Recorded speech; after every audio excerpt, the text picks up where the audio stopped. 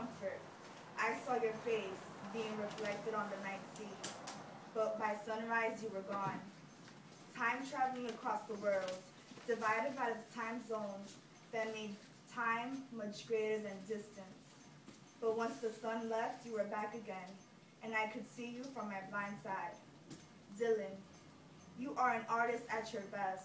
Your words were illustrations that wind could paint without a paintbrush at hand. Your words were stronger than the permanent ink published on Bibles, because when water reached your surface, the letters will not fade. They stuck onto the insides of my heart. My eyes could read my insides out.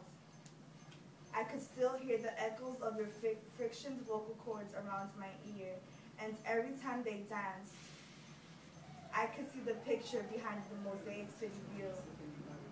I remember when you pulled the present around your neck because you were unwilling to breathe the future or see the daylight penetrate the surface of your skin. But I'd miss you if the water near the lake wouldn't hold your reflection, because I wouldn't be able to recognize the difference between the night sky and daylight.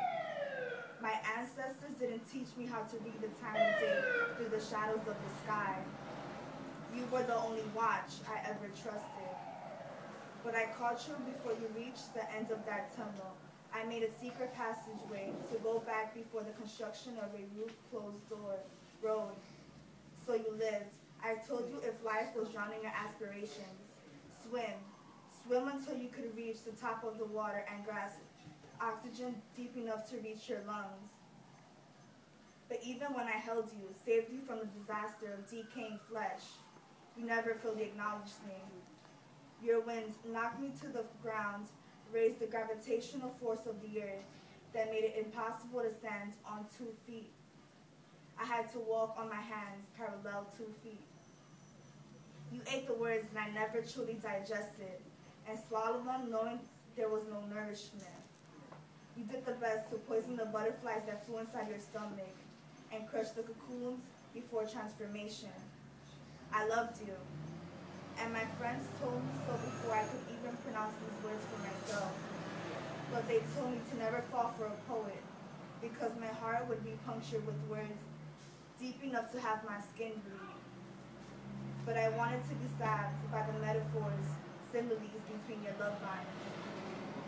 But because the earth would not allow you to fall out of orbit, I'll continue loving you from a distance that could only live through the night. I signed the night sky. Love, Genesis.